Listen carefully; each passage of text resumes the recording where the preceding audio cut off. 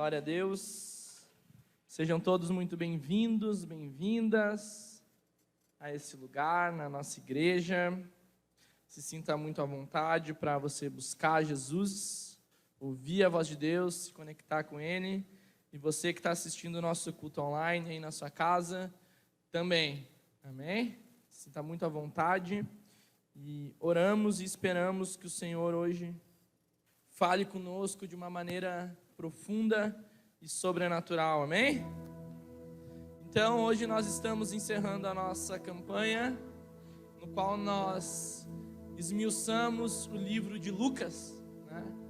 Fizemos algumas ministrações, algumas parábolas, alguns ensinos sobre o livro de Lucas, e hoje nós vamos estar encerrando, e o tema da nossa pregação hoje aqui é de Emaús para o mundo. Hoje nós não vamos concluir com uma parábola, nós vamos concluir com uma história real, verídica, após a ressurreição de Jesus.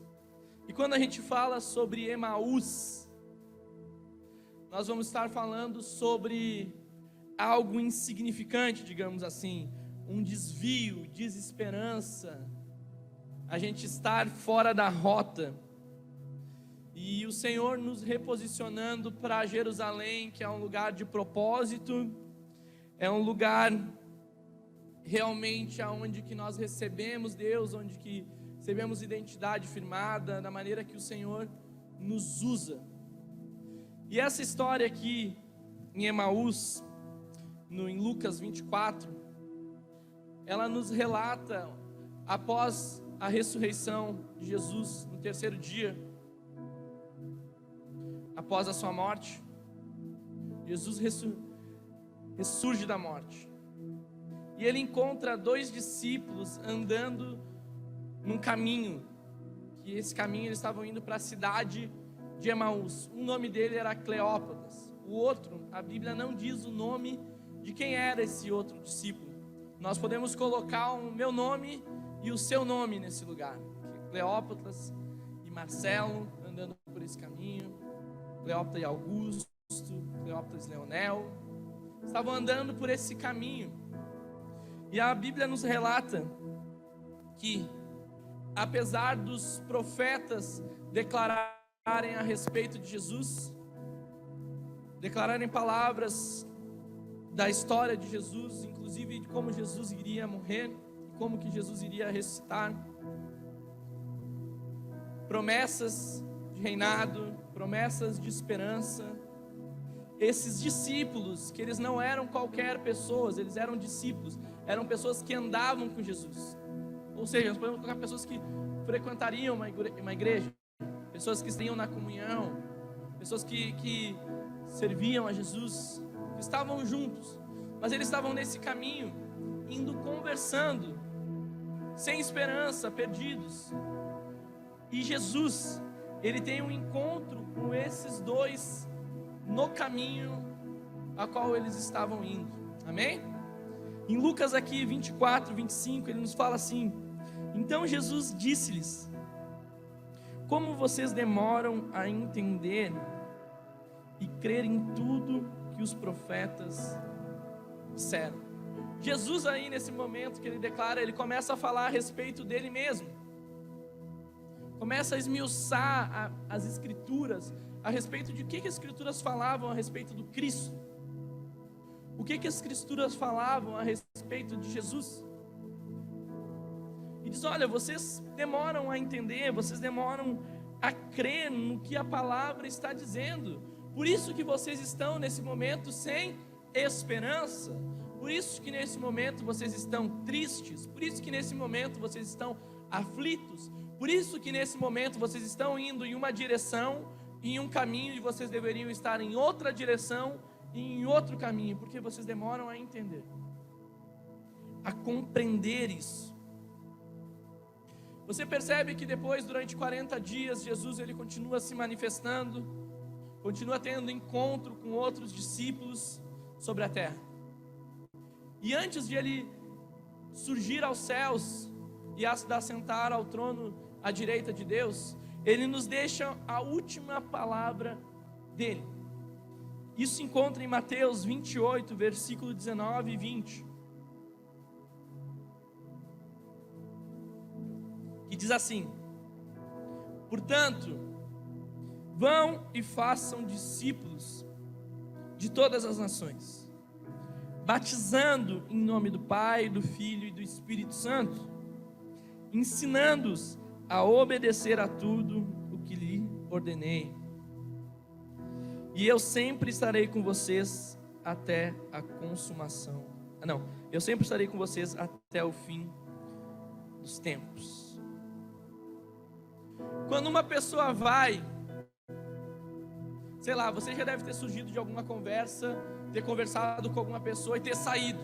Daí no momento que você está saindo, eu tenho que falar algo ainda. Volta e diz algo, porque era algo importante, era algo relevante que dependia que você não poderia sair sem dar essa resposta, sem dar essa informação, amém? E é o que acontece com Jesus. Jesus morre, ressuscita, e antes de ele ir aos céus, ele volta à terra a ter comunhão, a ter um encontro com os discípulos. E ele chega depois de 3 anos que ele ensinou muita coisa para os discípulos, que os discípulos viram milagres, que os discípulos puderam assentar à mesa com Jesus, cearam com Jesus. Ele chega nesses discípulos, as pessoas que andavam próximo, e diz: eu disse muita coisa, vocês aprenderam muita coisa, agora vão, anunciem, façam discípulos, ensinem. Esse Cristo que foi aos 33 anos morto, ele ressurge do sepulcro, ele deixa a tumba vazia, e nessa última cena desse Cristo ressurreto, andando sobre a terra, ele gera na vida dos discípulos uma comissão, um comissionamento, um envio, uma direção para esses discípulos irem e anunciarem essa palavra, amém? Então, hoje nós estamos celebrando a Páscoa, e não é o coelhinho da Páscoa, é o Cristo que venceu a morte, amém? O Cristo que ressurgiu diante dos mortos, aquele que vive, aquele que reina, aquele que governa, aquele que quer estabelecer o seu reino sobre a terra. E para que isso aconteça, ele nos deu uma missão. Eu bata no peito e diz assim: eu tenho uma missão.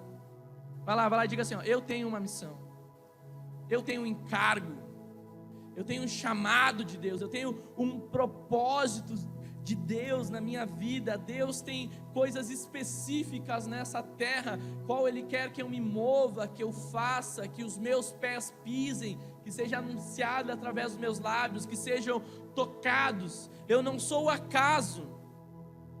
Nós vivemos com um propósito de Deus sobre as nossas vidas, e o propósito de Deus, amém, meus irmãos, não é que simplesmente nós venhamos no culto. É bom vir no culto, todo mundo gosta de vir no culto aqui, glória a Deus, não é errado você gostar de estar aqui. Se você é um discípulo, você deve estar aqui, e você ama a vida da igreja, amém?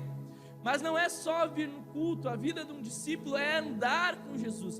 A vida de alguém que tem um chamado é se mover como Jesus se moveu, é responder a essas palavras do Senhor Jesus com um comissionamento de Jesus. Não é simplesmente nós sermos salvos, e nós devemos ser salvos, e somos salvos em Jesus, mas não é simplesmente o Senhor restaurar a nossa vida, mas o Senhor vai restaurar a nossa vida. É o que o Senhor vai fazer através de uma vida salva e uma vida restaurada, através dessa comissão e desse envio, dessas direções que o Senhor vai nos dar nessa vida. Para nós podermos cumprir o chamado de Deus na nossa vida, nós vencemos obstáculos, dificuldades, aflições, tentações, conflitos. O inimigo o tempo todo tenta nos tirar e nos levar para esse outro caminho, nos oferecendo coisas, desviando a nossa mente, desviando os nossos olhos, fazendo com que o nosso coração se perca no meio do caminho e dessa direção que Deus tem para as nossas vidas. Amém? E ele enche a nossa mente. Às vezes ele quer falar aos nossos ouvidos, ele usa pessoas, usa situações para gerar coisas dentro de nós. E quando nós focamos nessas coisas, umas coisas que enraizam no nosso coração, que nos tiram muitas vezes do nosso caminho, são os problemas que surgem. Então, por nós acharmos que termos problemas, nós não podemos cumprir propósito. Isso é uma mentira. Por quê? Porque todo mundo tem problema. Porque todo mundo tem dias difíceis, porque todo mundo tem aflições, todo mundo tem coisa para vencer dentro e tem obstáculos diários na nossa vida. Mas esses problemas não podem impedir alguém convocado e chamado por Deus de cumprir a sua missão. Não é os problemas, entenda algo, os problemas não estão acima da comissão e da missão. É o contrário, a missão está acima dos problemas. A obediência está acima dos problemas. O que o Senhor tem para a minha vida está acima dos problemas. Então eu obedeço a essa comissão. Eu obedeço a esse chamado de Deus, a essa convocação de Deus. E tudo aquilo que quer me prender, a Bíblia nos fala aqui em Hebreus 12:1. Livremos-nos de tudo que nos atrapalha.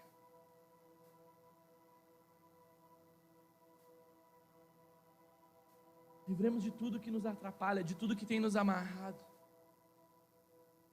tudo aquilo que tem impedido de romper e de você estar no centro da vontade de Deus para a sua vida. Você pode estar no centro da vontade de Deus de maneira geográfica. Como assim? Você está no culto hoje, e hoje era para você estar no culto, mas você está de maneira geográfica. Mas o Senhor quer nos posicionar numa visão espiritual, não só nossa vida estar localizada, morando no lugar que Deus quer, congregando no lugar que Deus quer, mas é nos movendo da maneira que Deus quer, espiritualmente. É dando passos em direção daquilo que o Senhor tem para as nossas vidas. Então muitos discípulos, eles param no meio do caminho, eles erram esse caminho devido a esses problemas, a essas situações que nós invertemos as coisas e nós focamos nos problemas ao invés de focar na palavra e no que o Espírito Santo nos diz. Mateus 8, 22 e 23 diz assim: outro discípulo lhe disse: Senhor, deixe-me primeiro sepultar o meu pai. Mas Jesus lhe disse: siga-me e deixe os mortos sepultarem os mortos. Jesus não estava sendo mau, Jesus estava nos falando sobre uma urgência na missão, uma urgência do Senhor fazer na sua vida o que Ele quer fazer, e não é para ontem. O que Ele quer fazer em você é hoje, a maneira que Ele quer te usar é hoje, as palavras que Ele quer liberar dos seus lábios é hoje. Amém?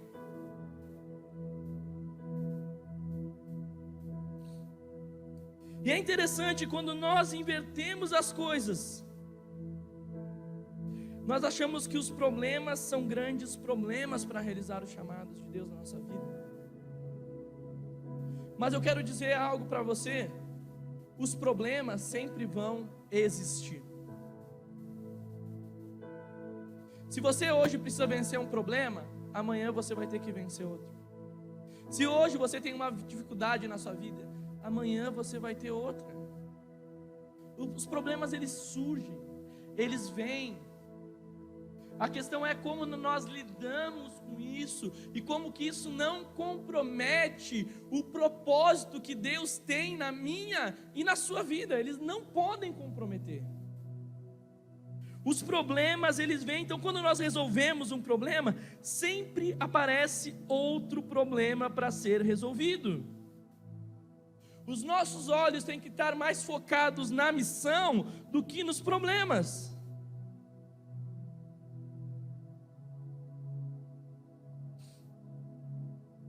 Nós percebemos aqui em Lucas 24, 13 e 14, que ele diz assim: naquele mesmo dia, 2 deles estavam indo para um povoado chamado Emaús, 11 quilômetros de Jerusalém. No caminho, conversavam a respeito de tudo o que havia acontecido. Eles estavam fixados em direção a Emaús. Eles estavam conversando sobre os problemas no caminho, sobre as frustrações. Não havia esperança naquela conversa. Havia dois desiludidos caminhando um caminho, focando na situação, um fomentando o coração do outro, e ninguém estava fixando os olhos, fixando o coração nas promessas de um Jesus que venceu a morte. Jesus naquele momento não estava morto, ele era um Jesus vivo, mas eles estavam tristes, ansiosos, preocupados, frustrados, porque a esperança deles, que era Jesus, havia morrido, mas Jesus não havia morrido, Jesus estava vivo. Naquele exato momento, naquela exata conversa, e eles estavam indo para Emaús, saíram de Jerusalém para ir para Emaús, saíram de uma posição para estar indo para outra posição, e Emaús é uma cidade que ela não existe mais em Israel. Na época de Jesus ela já era uma cidade desprezível, pequena, não tinha nada de valor comerciante, ou qualquer cidade que você escute falar. Pessoas que vão hoje em Israel procurar onde é que ficava Emaús, não se encontra nada. É um lugar sem direção, é um lugar perdido.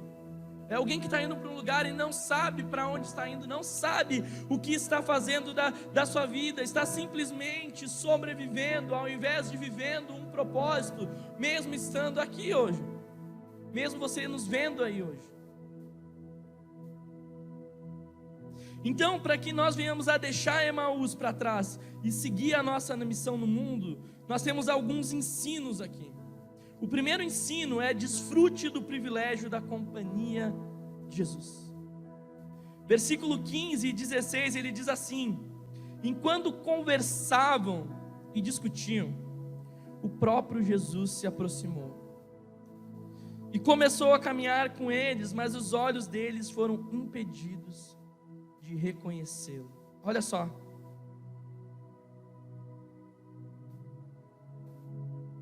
eles estavam naquele caminho, que era um caminho sem propósito, mas Jesus estava ali. Era um caminho sem direção, mas Jesus estava ali. Eles estavam frustrados, mas Jesus estava ali naquele caminho. E o próprio Jesus se achegou a eles e começou a caminhar com eles, mas os olhos deles estavam fechados, fixados naquela angústia, naquele problema, que o próprio Jesus estava ali, mas eles não estavam percebendo que era Jesus. Isso pode acontecer na nossa vida. Cadê Jesus? Por que isso acontece, Jesus? Cadê Jesus que não me responde? Cadê Jesus que não age? Cadê Jesus que não abre uma porta? Cadê que Jesus que não faz isso, não faz aquilo outro, não se move? Cadê Jesus? Eu quero dizer para você, Jesus está no mesmo lugar. Apenas volte os seus olhos para Ele, volte o seu coração para Ele. Ele está nesse caminho, Ele está nesse lugar. Em Mateus 28:20 tem uma promessa, guarde isso no seu coração, que Ele diz: eu estarei sempre com vocês até a consumação dos séculos. Ele não diz que estará de vez em quando, Ele não diz que estará um dia sim, um dia não. Ele diz que estará todo tempo, todo dia, sempre presente. É um Deus fiel que nos ajuda em qualquer situação. Esse é o nosso Deus. Com dois frustrados aqui, dois que Jesus pegasse, dava vontade de dar uns cascudos e dizer: eu estava tanto tempo com vocês, eu falei tudo, eu dei todas as direções, vocês viram todos os milagres, e agora eu morro, mas eu estou, na verdade, vivo aqui do lado, e vocês estão aí perdidos, porque vocês não estão me vendo. E daí, se nós não colocarmos os nossos olhos, sabe, deixarmos essas coisas fomentar nós, eu não sinto Deus, parece que Deus não me responde, parece que Deus não fala comigo, parece que eu não ouço o Espírito Santo, parece que Deus é alguém distante, alguém pessoal, só os outros têm experiência com Deus, Deus não me toca, Deus... Não, é nós. Estamos tão cheios de tantas coisas que não se apercebemos que Jesus está no caminho. que não se apercebemos que Jesus está nos esperando para aquele tempo que você precisa ter no secreto de ouvir Ele, naquele tempo que você precisa ler para ter as Escrituras. Ele está nesse caminho, Ele está nessa direção, mas muitas vezes nós não percebemos Jesus, e por nós não perceber, nós não desfrutamos do privilégio, meu irmão, que é um privilégio desfrutar da presença do Espírito Santo de Jesus. E daí não nos apercebemos. O segundo ponto que nós aprendemos aqui: não permita que nada roube a alegria na sua jornada. Olha só como que eles estavam. Versículo 17. E ele lhes perguntou: sobre o que vocês estão discutindo enquanto caminham? Eles pararam com os rostos entristecidos. Olha só, Jesus já sabia o que eles estavam conversando. Já sabia. E pergunta quando chegasse: e aí, Tuti? Meio do caminho, o que vocês estão conversando? Mas Jesus estava ali, já sabia, mas queria escutar deles. E eles tristes, abatidos, mesmo com Jesus no caminho. Você pode ser alguém que vem na igreja, mas anda triste sempre, que não consegue crer, que não consegue andar por fé, alguém que não consegue sonhar. E eles estavam tristes no lugar errado ainda, no caminho errado. Muitas vezes nós estamos tristes no lugar certo, que é estar na comunhão, na vida da igreja.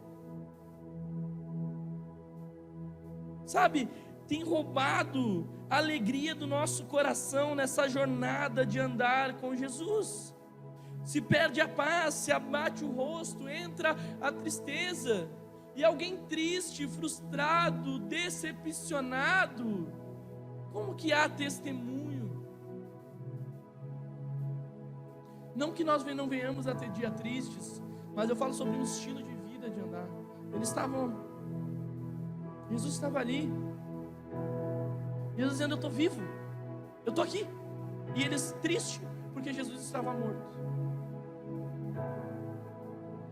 Triste por uma má notícia, porque não estavam escutando a boa notícia. Triste porque os olhos dele, ao invés de estar num lugar, estavam em outro lugar.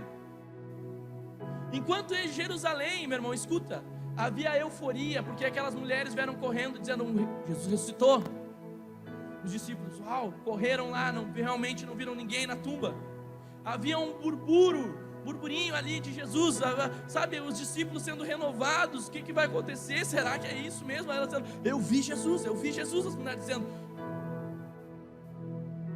E eles lá no outro lugar, andando, e eles já tinham recebido essa notícia, mas aquilo não alegrou o coração deles, não trouxe esperança. Não coloque os problemas acima do Evangelho, meu. Não coloque os problemas acima da palavra de Jesus. Ponto 3, tenha uma visão correta de quem é Jesus. Versículo 18 a 21, olha o que diz. Um deles, chamado Cleópatas, perguntou-lhe: você é o único visitante em Jerusalém que não sabe das coisas que aconteceram nesses dias? Que coisas? Perguntou ele. O que aconteceu com Jesus de Nazaré? Respondeu eles. Ele era um profeta, poderoso em palavras e em obras diante de Deus e de todo o povo. Os chefes dos sacerdotes e as nossas autoridades o entregaram para ser condenado à morte e o crucificaram. E nós esperávamos que ele ia trazer a redenção a Israel, e hoje é o terceiro dia, diz que tudo isso aconteceu. Eles estavam isolados. Jesus diz: tá bom, o que foi que aconteceu? Me diz aí, fala aí.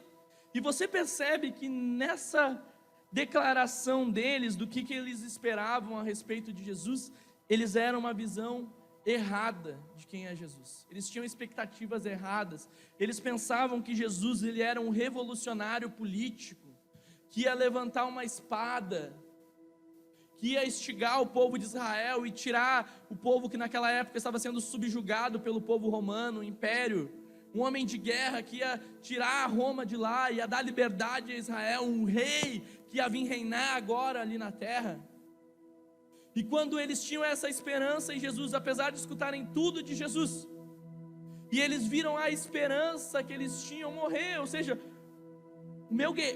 o que ia reinar sobre nós aqui, aquele que ia levantar a espada, aquele que ia retomar o poder de Israel, morreu.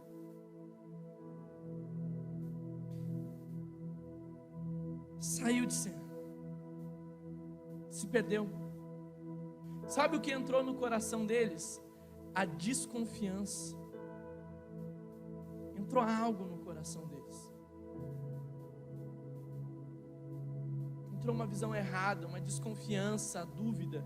Porque o Senhor, Ele não só trouxe a redenção a Israel, como Ele trouxe a todos nós. E graças a Deus, porque só isso fez com que nós pudéssemos ser aceitos pelo nosso Pai.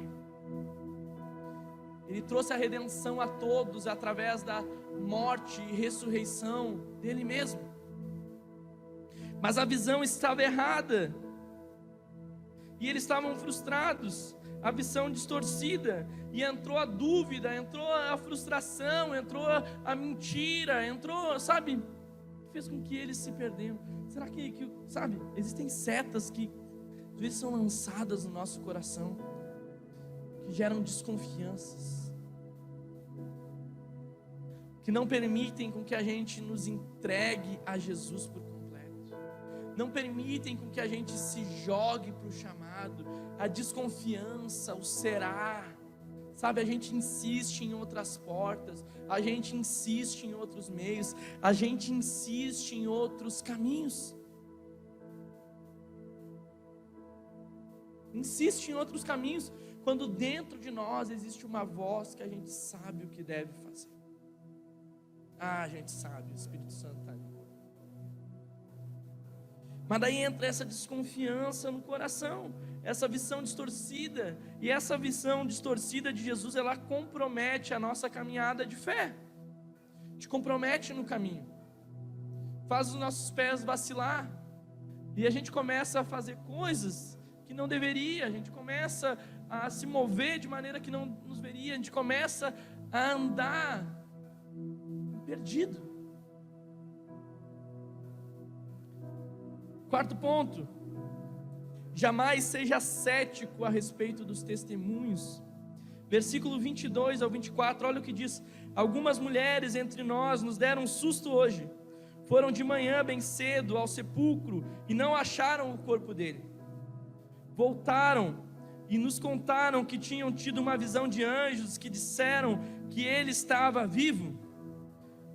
Alguns dos nossos companheiros foram ao sepulcro e encontraram tudo exatamente como as mulheres tinham dito, mas não viram. Esses discípulos já tinham recebido a informação da esperança, já tinha havido um testemunho que Jesus ressuscitou, havia um grito: a tumba está vazia, ele venceu a morte, ele está vivo.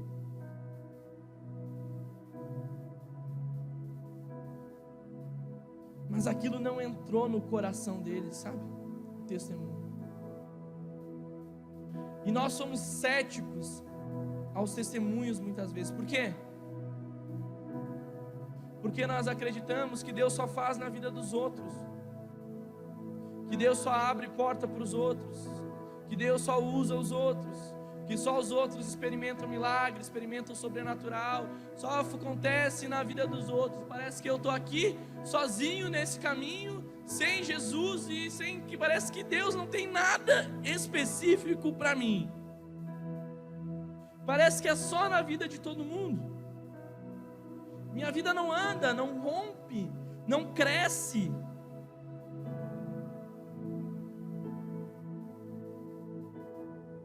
Nós precisamos renovar a nossa vida num espírito de testemunho vivo de Jesus. Meu irmão, Jesus ainda faz milagre, Jesus ainda cura, Jesus ainda restaura, Jesus ainda liberta, Jesus ainda transforma, Jesus traz ainda vida aos mortos. Nós precisamos crer na mensagem de Cristo. Essa é a mensagem do Evangelho. Meu irmão, se nós cremos com todo o nosso coração que Cristo ressuscitou dos mortos, por que nós não vamos crer que Ele restaura a nossa família? É um absurdo nós crermos que depois de 3 dias um homem ressurgiu dos mortos. Mas eu quero dizer para você, nós cremos, em nome de Jesus, você crê nisso. E se nós cremos nessa mensagem, por que nós não cremos no testemunho, no que Jesus pode fazer e no que Ele vai fazer? O 5º ponto, busque sempre a compreensão da palavra revelada. Olha só, continua a conversa aqui. E ele lhe disse, como vocês custam a entender e demoram a crer. Como ele dissesse, você tem um coração ruim, fechado, em tudo que os profetas falaram. Não deveria o Cristo sofrer essas coisas para entrar na glória? Ele está perguntando assim, olha, não estava escrito que isso ia acontecer com Jesus? Não estava escrito ali? Por que vocês estão achando um absurdo? Se estava na palavra, por que vocês estão achando fora do normal? Se estava escrito que isso ia acontecer? E começando por Moisés e todos os profetas, explicou-lhe o que constava a respeito dele em toda a Escritura. Olha só, é a palavra do Senhor revelada aos nossos corações. É como se fosse algo descortinado, um mistério revelado, algo que estava oculto. E a Bíblia fala que esse mistério que estava oculto, Ele nos revelou, que é o próprio Cristo. Foi nos revelado, foi nos anunciado. Hoje nós experimentamos da presença do Espírito Santo. Hoje nós temos a palavra de Deus para ler. O que nós precisamos? Nós precisamos dessa revelação de Jesus. Nós precisamos que isso entre no nosso coração e que se torne uma verdade na nossa vida, e nós venhamos a crer com todo o nosso coração, porque se crermos com todo o nosso coração, o nosso estilo de vida vai mudar. A maneira de nós enxergarmos as coisas vai mudar, os passos que nós vamos dar vai mudar, o que nós gastamos tempo vai mudar, onde que nós investimos vai mudar, onde que tudo aquilo que nós temos vai mudar, se isso for uma verdade revelada ao nosso coração. E nós precisamos ter sede pela verdade revelada, ter sede pelos mistérios do Cristo ao nosso coração, sabe, ter vontade de quebrar as dúvidas, tirar as mentiras e estar com o coração aberto para receber tudo que for a verdade de Jesus, porque é essa verdade aqui que importa. Não é a minha verdade, não é a sua verdade, não é o que a gente pensa, o que a gente acha, é o que Jesus diz. 6º ponto, convide Jesus para ficar com você para sempre. Versículo 29, olha o que diz: mas eles insistiram muito com ele, fique conosco, pois a noite já vem, o dia já está quase findado. Então ele entrou para ficar com eles. Olha só, revelação da palavra. E agora eles que antes estavam ali com um desconhecido andando, alguém que estava fazendo perguntas, parece até absurdas, porque só tu não sabe o que está acontecendo, que está me perguntando, né? Agora eles são, algo acende no coração deles, que eles dizem assim: olha, fique com a gente, Jesus. Eles não sabiam que era Jesus ainda, né? Mas ele está chamando assim, ó, fique com a gente. Eu quero que você fique aqui, insista, passe a noite com a gente. Então ele entrou para ficar com eles. Olha só,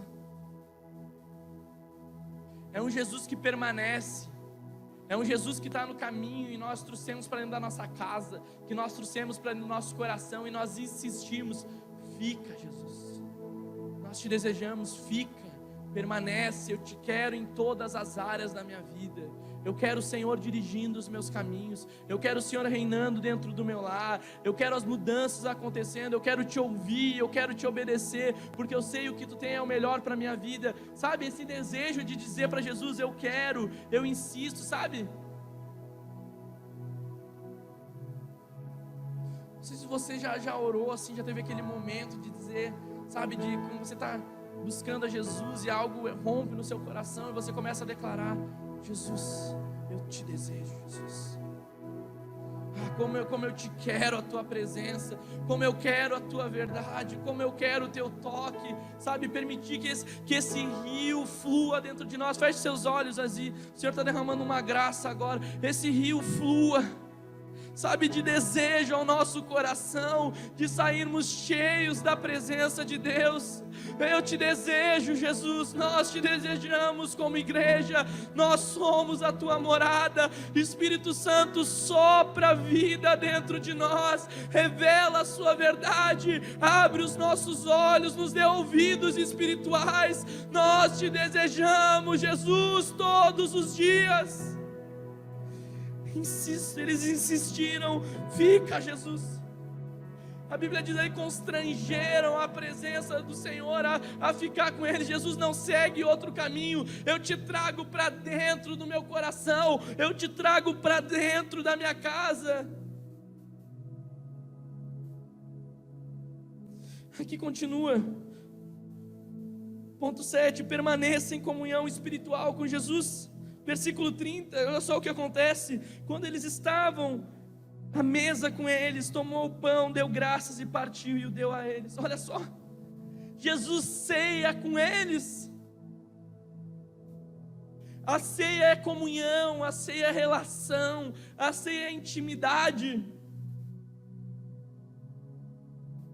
O judeu não sentava com qualquer um na mesa, muito menos cear com alguém na mesa. Era comunhão, era relação. Aqueles homens só não queriam que Jesus estivesse no caminho, eles só não queriam que Jesus estivesse na casa, eles queriam que estivesse na casa, mas tivesse mesa, tivesse relação, tivesse comunhão.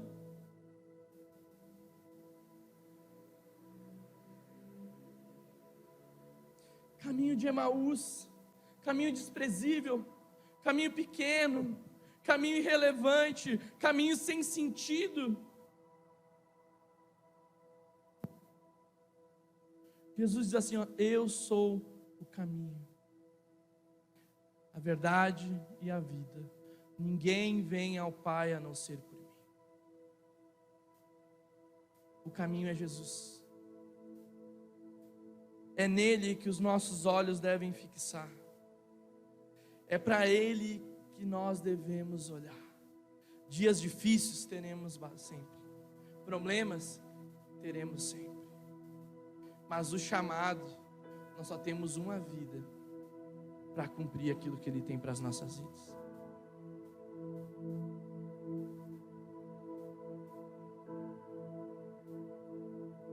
Nós não podemos deixar os problemas falar mais alto do que Deus tem para as nossas vidas. E olha o que acontece, 4 consequências dessa relação que eles tiveram. Versículo 31 diz assim: então os olhos deles foram abertos e reconheceram, e ele desapareceu da vista deles. Olha só, o que eles tiveram nessa intimidade, nessa comunhão? Eles tiveram a restauração da consciência da presença de Deus. Antes, Jesus estava ali no caminho, e eles não se aperceberam. Quando eles estavam na intimidade, eles se perceberam que Jesus estava ali. Ele sempre vai estar, meu irmão. Promessa dele, eu sempre estarei convosco.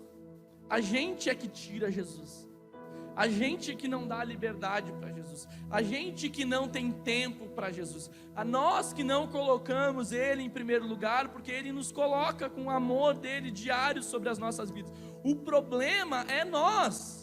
Não é Deus que não quer fazer milagre, não é Deus que não quer mudar a história da nossa família, da nossa casa, da nossa identidade, usar as nossas vidas. É nós que não temos mesa, comunhão, ceia, que não desejamos, que não temos intimidade, que afastamos Jesus, que descartamos Jesus, que não levamos Jesus para casa e não trazemos essa mesa de comunhão. Então, com tudo isso, eles tiveram a restauração e reconheceram que Jesus estava. E na verdade, Jesus sempre esteve ali. Eles que não viram, e nós que não nos percebemos. Versículo 32, perguntaram um ao outro, não estavam ardendo os nossos corações dentro de nós, enquanto Ele nos falava no caminho e nos expunha a Escritura, o retorno, a paixão pela palavra de Deus, o nosso coração volta a arder pela palavra, nós percebemos as promessas, sabe? Reacende o fogo ao nosso coração. A Páscoa isso, é reacender o fogo da ressurreição, reacender o fogo da palavra de Deus, da comunhão, sabe? Ali diz assim, olha, nossa, nós estávamos ali, o nosso coração estava ardendo, nós estávamos com desejo, estava ardendo, havia, sabe, existia algo dentro de nós. Quando a palavra era dita, quando era nos anunciado, o nosso coração estava ardendo, estava reacendendo o fogo ali dentro dele, que eles tinham se perdido, porque eles estavam em outro caminho. Versículo 33, levantaram-se, voltaram imediatamente para Jerusalém. Sabe, o versículo 33, ele nos fala sobre a retomada de foco na missão. Eles voltaram para Jerusalém, eles voltaram para onde? Que em breve, em poucos dias, iria acontecer em Jerusalém o derramar do Espírito Santo como língua de fogo. E eles tinham que estar lá naquele lugar, eles tinham que estar lá para escutar o que Jesus estava fazendo, para quem mais que Jesus estava se revelando. Eles não deviam estar em Maús, eles deviam estar em Jerusalém. Eles deviam estar no lugar onde que as coisas estavam acontecendo. Você deve estar no lugar onde que as coisas estão acontecendo. Você deve estar na vida da igreja. Você deve estar realmente buscando o Senhor na sua casa, na sua família. Você é um discípulo do Senhor que leva uma mensagem para onde você for, para onde o Senhor levar os seus pés, a sua vida. Se Deus te colocou hoje aqui, com as pessoas que você tem à sua volta, é porque existe uma mensagem que precisa ser disseminada com esse foco na missão, onde que Ele libera o Espírito Santo sobre as nossas vidas, onde que Ele coloca esse encargo, onde que Ele nos reposiciona nesse caminho. Esteja aonde o Senhor está se movendo, ande com pessoas aonde que sabe, estigue o nosso coração, nos desafie, nos ajudem a crescer na comunhão, na vida com Deus. Esteja nesse caminho, aonde que as coisas se movem, onde que há testemunho, aonde que há esperança. Olha só, ele estava 2 discípulos, 2 com o coração ferido, 2 frustrados, 2 perdidos, 2 sem direção, falando, um fomentando o coração do outro. Ninguém tinha palavra de esperança um para o outro. Ninguém se passou, nós não devia estar lá e não está indo para cá. Mas Jesus interveio com a sua misericórdia e reposicionou a vida deles. Último ponto, versículo 35. Então os 2 contaram o que tinha acontecido no caminho e como Jesus fora reconhecido por eles quando partia o pão. Está falando sobre a restauração do evangelismo, da missão, o evangelismo produtivo, afetivo, frutífero. Nós já vamos tomar a ceia, mas antes disso, os discípulos receberam uma mensagem, e eles quiseram comunicar aquilo, quiseram testemunhar aquilo, quiseram anunciar. Nós devemos querer anunciar Jesus, repartir o nosso coração, repartir a nossa vida, repartir o que o Senhor tem feito, que não guarde só para nós, mas nós repartimos o testemunho vivo de Jesus, a mensagem do Evangelho do Senhor. Se você não tem sabedoria para anunciar, a Bíblia diz assim, ó, aquele que não tem sabedoria, peça, e o Senhor dá. O Senhor precisa de um coração disposto, alguém disponível a responder. O Senhor não está perguntando dos teus dons, teus talentos, nem dos teus problemas. Ele está perguntando, você quer que eu faça? Não importa o teu tempo de conversão, você quer que eu faça? Não importa como estava a sua vida dias atrás, você quer que eu faça? É só um coração, é só uma resposta, é só uma disposição, é só uma vida de entrega a Jesus. O louvor pode ir subindo. É só um coração disposto, meu irmão. É só uma vida disponível. Não foque nessas coisas com impedimentos que sempre colocamos para não responder ao Senhor. Quais são os nossos impedimentos? O Senhor sabia de tudo isso e mesmo assim Ele não deixou de te chamar. O Senhor diz: eu sei, mas vem. Eu sei, mas anda. Eu sei, mas continua. Persevera. Alinha o coração, a vida. Não é esse o caminho de Emaús. O caminho é Jerusalém. É em Jerusalém que as coisas acontecem. Fique de pé. É em Jerusalém que as coisas acontecem.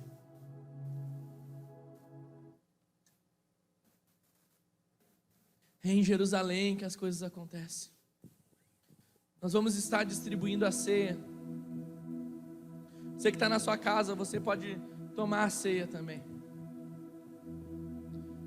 Jesus, antes de Ele morrer, Ele tomou a ceia com os discípulos. O Jesus ressurreto tomou ceia com os discípulos.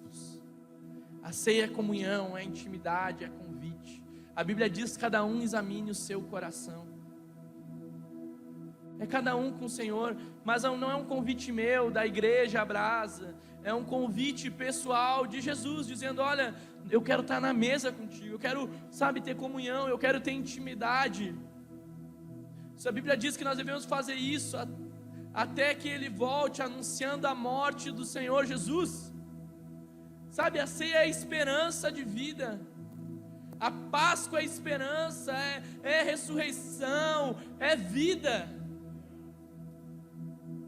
O Evangelho é isso, meu irmão. O Evangelho é transformador. E a transformação vem através dessa mesa com o Senhor. Não é a intimidade com o homem, é a intimidade com Jesus.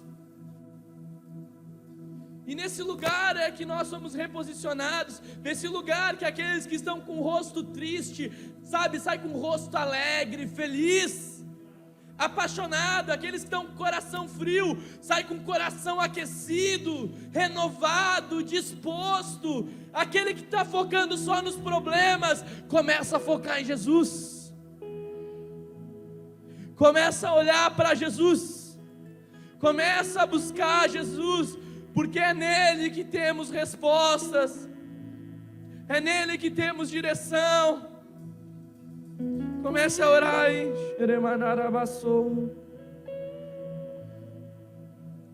Nós vamos distribuir a ceia. Santo, Santo, Santo. Apresente o pão e o suco para o Senhor.